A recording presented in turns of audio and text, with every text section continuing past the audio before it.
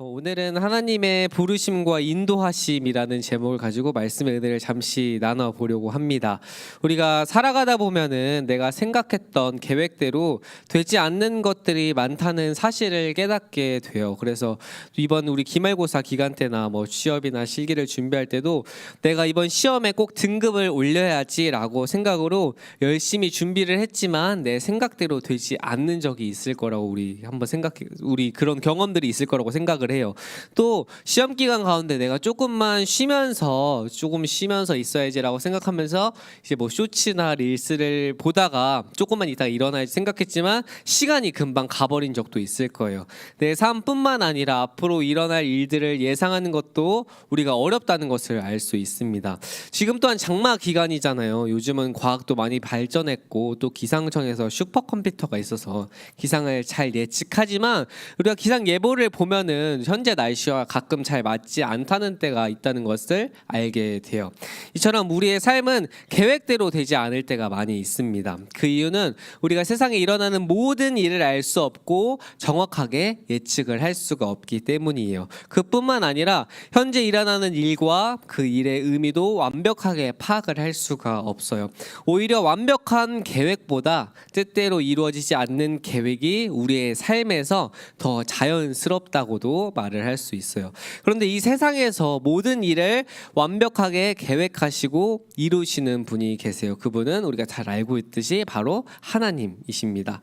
하나님께서는 특별히 실패하지 않는 구원 계획을 가지고 계세요. 그렇다면 하나님이 그 계획을 어떻게 이루실까요? 하나님은 계획을 세우시고 그 계획을 이루어 가시는데 그것을 어떻게 이루어 가는지 오늘 말씀을 통해서 한번 살펴보려고 합니다. 오늘 본문 말씀은 부르심의 복된 구조를 잘 설명해 주고 있어요. 부르심에 대해서 어떠한 구조가 있고 또 그 구조에 따라서 우리가 부르심을 받았으면 어떻게 살아가야 하는지가 오늘 말씀에 잘 나와 있어요. 먼저 데살로니가 후서 2장 13절의 말씀인데 이렇게 나와 있습니다. 우리가 아까 읽었던 말씀이죠. 주께서 사랑하시는 형제들아 우리가 항상 너희에 관하여 마땅히 하나님께 감사할 것은 하나님이 처음부터 너희를 택하사 성령의 거룩하게 하심과 진리를 믿음으로 구원을 받게 하심이니 라고 이렇게 나와 있습니다. 부르심의 시작은 선택이에요. 선택. 죄인이 먼저 하나님을 선택하는 것이 아니라 우리가 하나님을 선택하는 것이 아니라 하나님께서 우리를 선택해 주셔야만 가능해요. 왜냐하면 사람은 죄로 인해서 구원에 이르는 일을 전적으로 무능력하기 때문에 인간 스스로가 구원을 할 수가 없어요. 이것을 로마서 3장에서는 어떻게 얘기하고 있냐면 이렇게 얘기하고 있습니다. 로마서 3장은 기록된 바 의인은 없나니 하나도 없으며 깨닫는 자도 없고 하나님을 찾는 자도 없고 라고 이렇게 말하고 있어요. 죄인의 존재는 하나님과 원수이기 때문에 하나님을 먼저 선택하거나 찾을 수가 없어요. 오히려 하나님께서 처음부터 죄인 된 우리를 선택해 주세요. 우리는 죽을 수밖에 없는 죄인이었어요. 하나님께서 불러주시지 않으면 모든 이 죄인들은 필연적으로 영원한 형벌을 얻게 되는 신분이 원래 하나님이 불러주시기 전에 우리의 신분이었어요.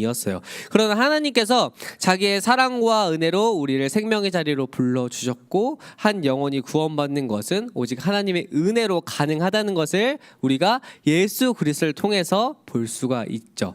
그렇다면 부르심의 무조건적인 하나님의 은혜인 그 이유는 무엇일까요? 하나님께서 우리를 부르실 때 하나님의 은혜로, 그러니까 하나님이 우리를 선택했기 때문에 우리가 죄인 된 상태에서 구원을 얻을 수 있다고 얘기를 하는데 왜 그것이 하나님의 선택이 하나님의 은혜일까요? 우리가 에베소서 1장 4절부터 5절의 말씀에 이렇게 나와 있는데 곧 창세전에 그리스도 안에서 우리를 택하사 우리로 사랑 안에서 그 안에서 거룩하고 흠이 없게 하시려고 그 기쁘신 뜻대로 우리를 예정하사 예수 그리스도로 말미암아 자기의 아들들이 되게 하셨으니 라고 이렇게 얘기하고 있습니다.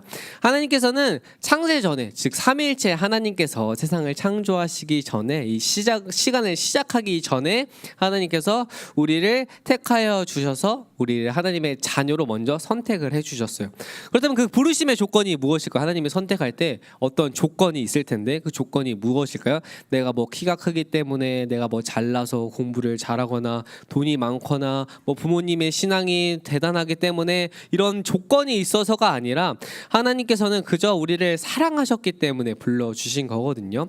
죄인의 어떠함을 보지 않으신 채 하나님께서 에베소서 1장 5절처럼 오직 하나님 자신의 기쁘신 뜻에만 근거해서 죄인을 부르셨어요. 즉 하나님께서 우리를 선택하실 때 그분의 사랑으로 선택하셨고 그분의 하나님의 기쁘신 뜻을 따라서 선택하셨다라고 이렇게 바울 선생님은 얘기하고 있습니다. 사랑하는 친구들, 죄인인 우리는 하나님의 무조건적인 택함을 받았어요. 오직 하나님의 기쁘신 뜻에 근거해서 하나님이 우리를 선택했다라고 말하시는 거예요. 우리가 뭐 잘났기 때문에 우리가 뭐 기도를 열심히 하고 말씀을 열심히 하고 교회를 열심히 다녀서가 아니라 그저 하나님이 기쁘신 뜻에 살았고 택해졌고 그 구원받은 은혜가 우리에게 있다라는 것을 얘기하고 있거든요. 하나님께서는 택한 자들을 부르세요. 택한 자들을, 그리고 내가 이 사람을 내 자녀로 택했으면 그 사람들을 부르세요. 데살로니가 2장 14절 상반절에서 그것을 얘기하고 있는데 이렇게 얘기하고 있죠. 이를 위하여 우리의 복음으로 너희를 부르사라고 얘기하고 있어요. 하나님께서 사랑하겠다고 또한 이 사람을 구원하겠다고 먼저 택하시면 그 자를 복음으로 부르세요. 세상에 있는 기준과 나의 수준과 상황과 선택이 아니라 오직 예수 그리스도의 복음으로써 우리를 불러주신 거예요. 그래서 오늘 본문 13절 14절을 보면 바울 선생님께서는 이 부르심에 대한 하나님의 확신을 말하고 있거든요. 하나님께서 우리를 택하셔서 성령의 거룩하심으로 구원으로 인도하심과 복음과 그리스도의 영광을 얻는 자리로 우리를 부르셨다는 사실을 이야기하고 또한 그것에 우리가 감사해야 한다고 바울 선생님이 이렇게 얘기하고 있습니다. 이처럼 우리의 구원은 나의 결단과 헌신을 넘어서서 나의 뭐 거룩함이 있어서가 아니라 하나님의 자비로운 무조건적인 은혜 아래, 사랑 안에 이루어졌다는 것을 오늘 본문 또한 사도 바울 선생님께서 얘기를 해주고 있습니다. 그래서 하나님께서 나를 택하셨구나, 하나님께서 나를 부르셨구나 라는 사실을 깨달으면 내가 조건이 있어서, 어떤 기준이 있어서 내가 이것을 패스 아니면 논패스 이런 것을 하기 위해서 어떤 조건을 거는 게 아니라 그저 하나님께서 기쁘신 뜻대로 하나님의 사랑 안에서 우리를 부르셨기 때문에 하나님의 부르심을 우리가 깨달으면 우리가 하나님께 감사를 할 수밖에 없어요. 감사할 수밖에. 그렇다면 하나님께서 우리를 선택하시고 부르신 목적이 무엇일까요? 하나님께서 우리를 죄인된 상태를 먼저 찾아와서 우리를 부르시고 택하셔서 선택해 주셨는데 그 하나님의 기쁘신 뜻이 무엇일까요? 그 목적이, 이것을 2장 14절 하반절까지 읽으면 나와 있거든요. 이렇게 이를 위하여 우리를 복음으로 부르셨고 우리 주 예수 그리스도의 영광을 얻게 하려 하심이니라 라고 얘기를 하고 있어요. 즉 우리를 부르신 이유는, 하나님이 우리를 택하신 이유는 우리 주 예수 그리스도의 영광을 얻게 하기 위함이다 라고 바울 선생님이 얘기하고 있습니다.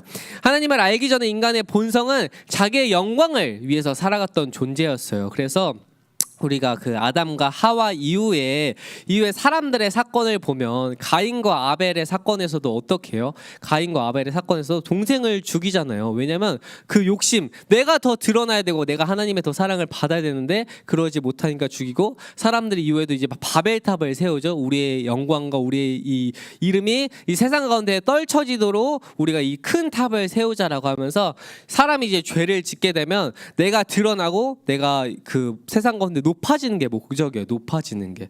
인간의 본성은 이러한 존재거든요.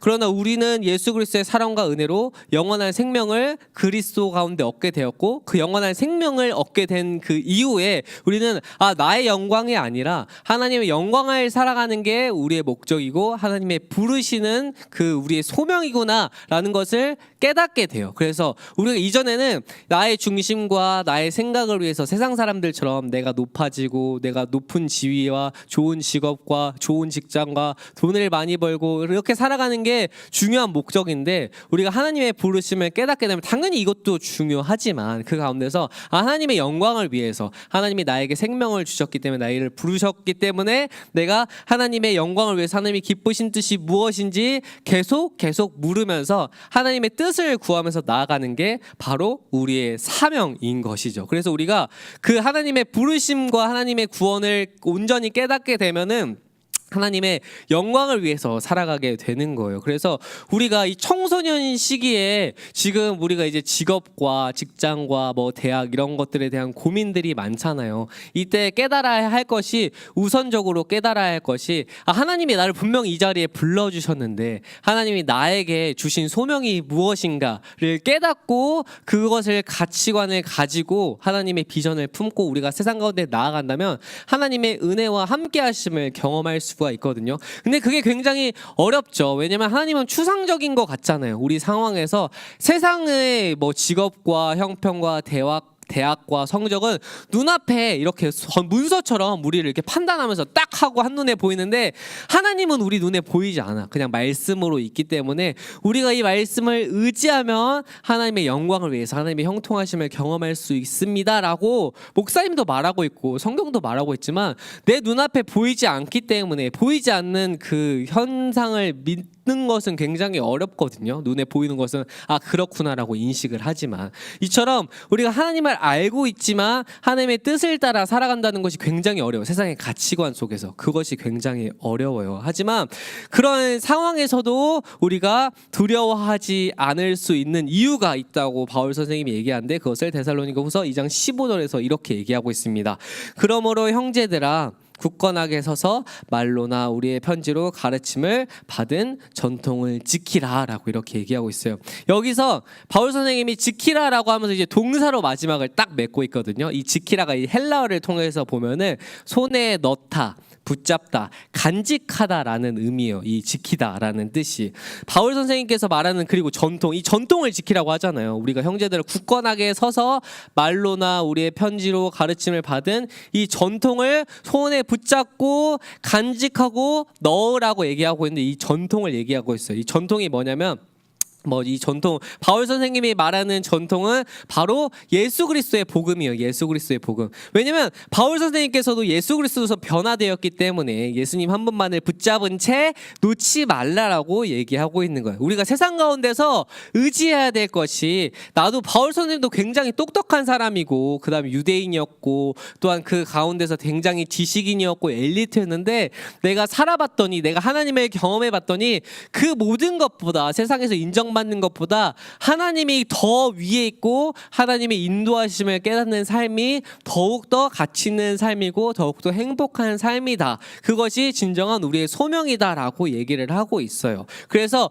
우리가 하나님을 불러주셨으면 그 불러주심에 감사하면서 하나님을 따라가는 삶을 살아가면 하나님이 우리 길을 형통케 하실 것이다라는 것을 바울 선생님이 얘기하고 있고, 그것을 굳건히 서가지고 다른 것에 흔들리지 말고 굳게 서서 그 말씀을 따라서 지키고 살아내면은 주님께서 우리와 항상 함께 주실 것이다. 그 전통이 그리스도의 복음이다라고 얘기를 하고 있어요. 왜 그렇게 얘기했냐면, 바울 선생님도 원래 예수님을 믿지 않았잖아요. 예수 그리스도를 믿지 않았어요. 왜냐면 예수 그리스도를 핍박하던 사람이었고 예수님 믿는 사람들을 잡아다가 괴롭히고 죽이고 했던 사람이었는데, 이 선생님, 바울 선생님이 예수님을 만나자 예수님이 진짜 있는 분이구나, 나는 선지자라고만 생각했는데 이 죽었다 살아났다는 사실이 그저 허영인, 그냥 그 사람들의 허구인 사실인 줄 알았는데, 내가 이분을 직접 인격적으로 경험했더니 예수님은 정말 죽었다가 다시 살아나신 분이고 이분이 정말 하나님의 아들이구나. 그리고 바울 선생님 구약의 말씀을 잘 알고 있었거든요. 이 구약의 말씀이 예표하고 있는 왕이 다윗과 같은 왕인 줄 알았는데 알고 보니 예수 그리스도구나. 이분이 진정한 구원자구나. 이 하나님의 아들이 구원자라는 사실을, 예수 그리스도라는 사실을 깨닫고 이분의 말씀을 따라 살아갈 때 바울 선생님도 힘들고 어렵고 육체의 가시, 바울 선생님 자기에게 육체의 가시가 있었다라고 얘기하고 있거든요. 그것은 신체적인 결함, 간질이라고도 생각을 하고 있는데, 성경의 학자들이 이 바울 선생님도 예수님을 믿었지만 육체의 가시는 해결되지 않았다라고 얘기하고 있어요. 왜냐면 우리가 살아가면서 예수님을 믿고 있지만 어려움은 항상 도사리고 있거든요. 그런데 바울 선생님이 육체의 가시가 사라졌으면 좋겠다고 피땀 흘려서 기도했는데 이 사라지지 않음을 보고 하나님이 내 아에게 이 고통을 사라지지 않게 한 이유는 내가 이거에서 이 고통이 사라지면 내가 교만해질 것이고 예수님을 더 의지하기보다 다른 것을 의지할 테니 오히려 이 나에게 어려움을 남겨두어서 이 삶을 내가 인도하는 것이 내가 아니고 하나님이시구나라는 것을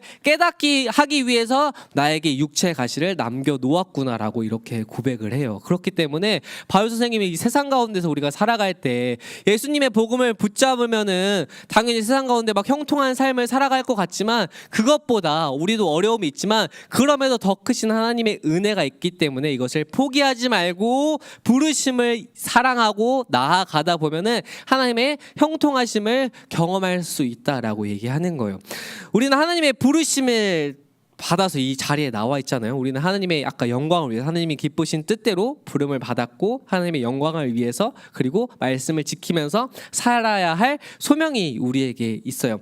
아브라함도 하나님의 나라를 위해서 부르심을 받았고 이사야도 모세도 노아도 예수님의 제자들도 부르심을 받았어요. 근데 이들의 부르심을 보면은 이들이 하나님께 경험했을 때 예수님의 제자들이 예수님을 영접했을 때 그 제자의 삶을 살아갔을 때 어려움이 사라졌나요? 이 말씀을 보면 어려움이 사라지지 않았어요. 그들도 핍박을 받고 어려움이 있고 고난이 있고 어려움이 있지만 그럼에도 그들이 그것을 인내할 때 그것을 포기하면 하나님의 함께 하심을 경험하지 못하지만 우리가 그럼에도 인내할 때 하나님의 함께 하심과 인도하심과 그리고 동행하심을 경험할 수 있다라고 성경 말씀은 말하고 있어요. 우리가 인내하는 게 굉장히 어려워요. 예전에 목사님이 한번 운동을 빗대어서 설명을 해주긴 했는데 우리가 운동할 때 100kg의 무게를 당장은 들 수 없어요. 근데 20kg부터 계속 점진적인 과부하, 내 근육에 과부하를 주어서 내 근섬유가 찢어지고 고난을 받고 인내를 받으면서 거기서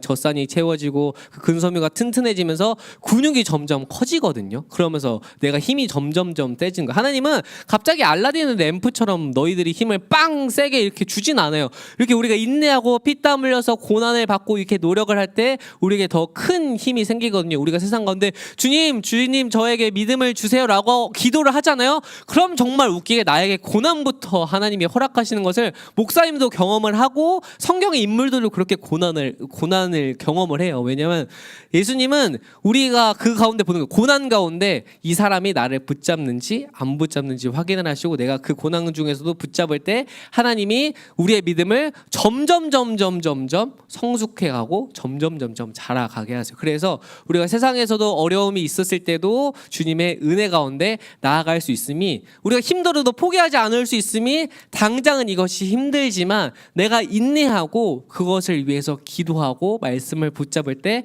하나님의 형통하심과 함께하심을 경험할 수 있다라고 목사님이 계속 얘기하는 거예요. 우리 친구들 계속 우리가 한 달간 예배 끝나고 기도를 했잖아요.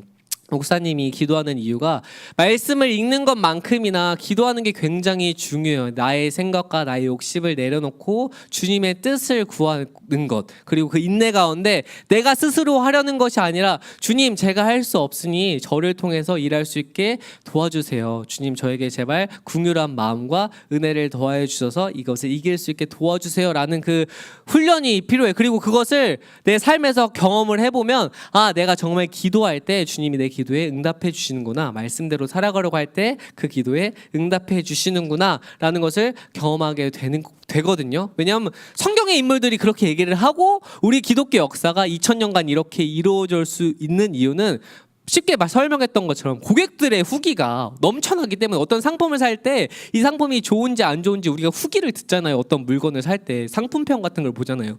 이 기독교가 지금 2000년 이 역사 가운데 살아남을 수 있는 이유는 인내할 때 하나님의 형통하심과 그 삶의 은혜를 경험할 수 있으니까 우리 기독교가 계속 나아갈 수 있는 거예요. 그것이 주님의 복음이 그래서 빛이 쇠하지 않는 거예요. 우리가 이것을 붙잡고 나아갔으면 좋겠어요. 청소년 시기에 입시와 실기와 취업 여러 가지 상황으로서 불안하고 내 미래가 불투명하고 과연 내가 잘할 수 있을까라는 막막함이 있지만 지금 이 순간에도 우리가 항상 함께 하시고 우리를 이 자리에 불러주신 하나님의 은혜가 있기 때문에 그 두려움과 걱정들을 주님께 내려놓고 기도하면서 주님 제가 불안해요. 제가 걱정스러워요. 어떻게 해야 될지 모르겠어요. 막막해요. 하지만 제가 주님을 믿고 의지하고 싶어요. 도와주세요. 라고 기도하고 말씀을 의지할 때 주님의 형통하심을 우리 친구들이 삶에서 경험할 수 있습니다. 그 모세의 하나님도 여러분의 하나님이고 예수님이 경험했던 제자들의 예수님이 여러분의 예수님이기 때문에 똑같은 동일한 예수님이거든요. 그래서 우리가 그분을 의지하면서 하나님의 인도하심 부르심에 감사하면서 인도하심을 그 삶에서 누리고 하나님의 형통함으로 은혜를 누리면서 나아가는 우리 고등부 모든 공동체가 되길 주님의 이름으로 소망하겠습니다. 우리 이 시간 말씀을 위해서 잠시 기도하고 결단 찬양을 부르고 또 말씀을 위해서 잠시 기도하는 시간을 가져보도록 할게요. 기도하겠습니다. 사랑해 주님 감사합니다. 주님